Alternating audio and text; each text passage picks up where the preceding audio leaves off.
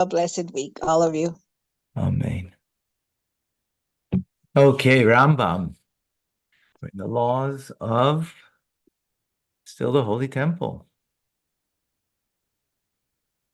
And we began the laws of Tmidim Umusafim.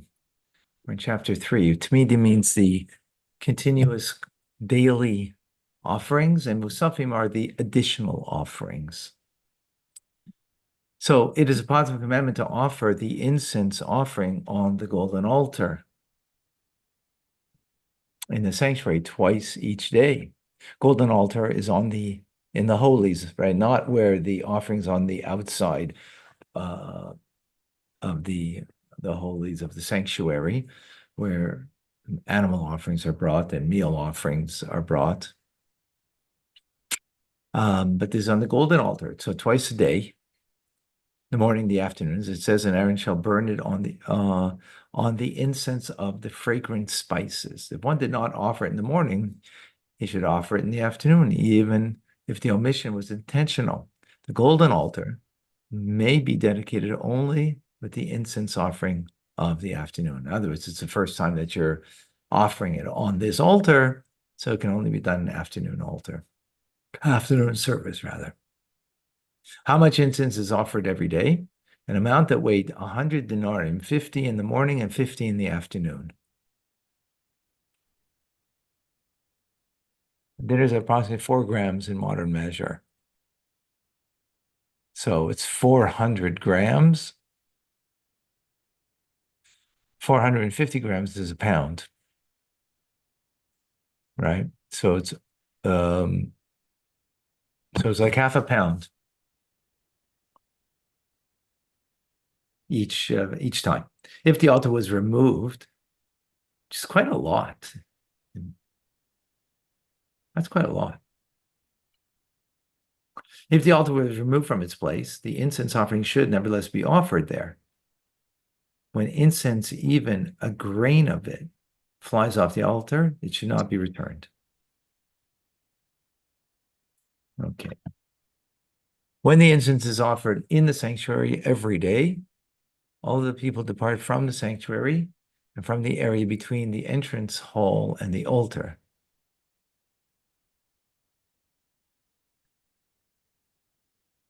So no one, and the entrance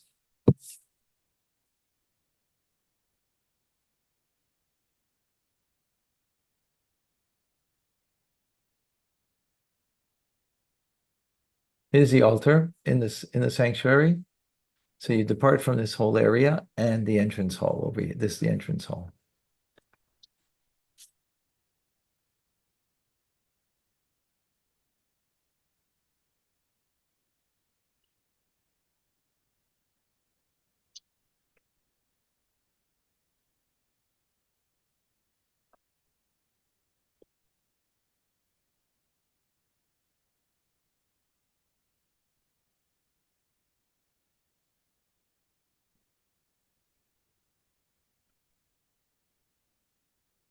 So this antechamber over here also not there.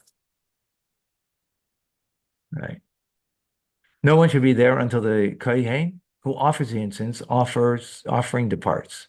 Similar to the time when the kohen enters to sprinkle blood of the sin offering that is offered inside the temple, everyone departs from the area between the entrance hall and the altar until he departs, as it says, and no one should be there in the tent of meeting when he enters to atone in the holy place. This is a general principle applying to all atonement made in the holy place. No other person should be there. Right, as the verse clearly states. Number 4. What is the order of the offering of the incense offering each day? The kohen who merited to remove the ashes from the inner altar enters the sanctuary holding a consecrated vessel called a teni. It was gold and would contain 2.5 kabin.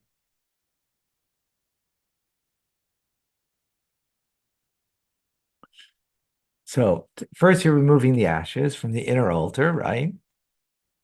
He's holding his teni that it was gold because there was a lot, right? It would contain 2.5 kabin.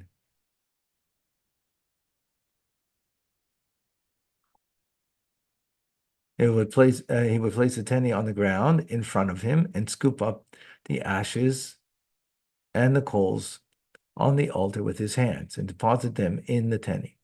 At the end, he would sweep off the remainder into it, and he would leave the teni in the sanctuary and depart. He leaves it there. The one who merited, so that's the first one, who's cleaning it, right? Because he's cleaning it from the previous time. And the one who merited to bring the incense offering would take a vessel filled with to overflowing with incense. The vessel had a cover. It was called a bezach.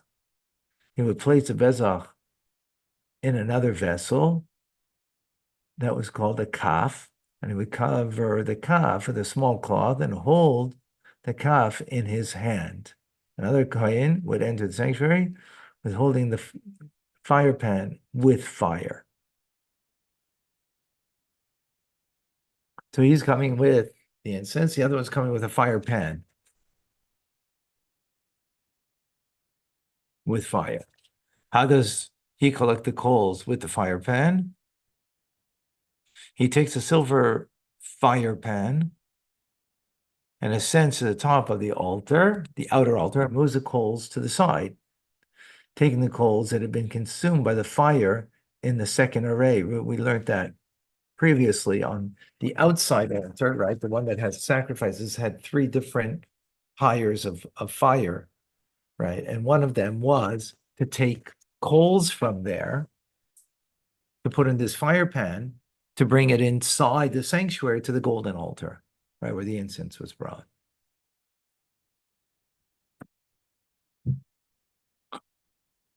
And he descends and places them on the golden fire pan. If a kab or less of the coals have been scattered on the ground, he should sweep them into the channel for the overflow, for the outflow, next to the altar, right? On the Shabbos, on the Sabbath, he would cover them with a pisachter.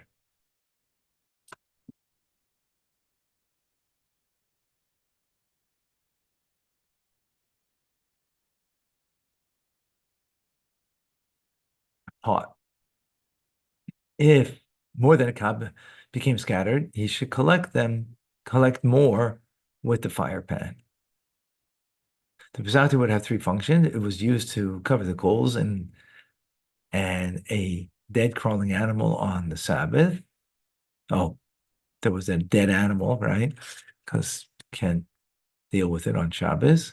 And it was used to cover the ashes from the altar. The kohen who removed the ashes from the inner altar would proceed before them. He would take the teni that contained the ashes from the altar, prostrate himself, and depart.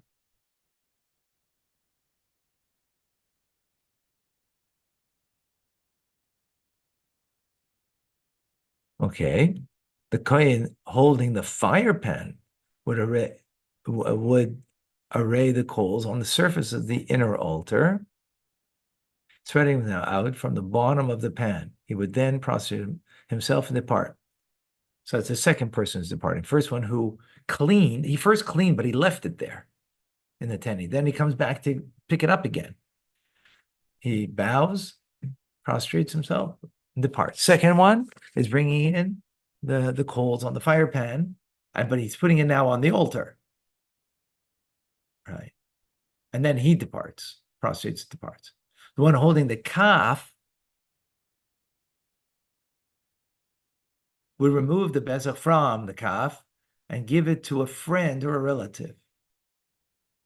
He checks if some of the incense spilled out from the bezach into the kaf. This friend or relative places the incense that spilled and that which is in the bezach in his hands. He then prostrates himself and departs. The friend or the relative, right, who's checking. Now, the one who offers the incense is warned. Be careful. Do not begin releasing the incense in front of you, lest you become burned. He begins to pour the incense on the fire gently, like one who stirs flour until it's spread over the entire fire.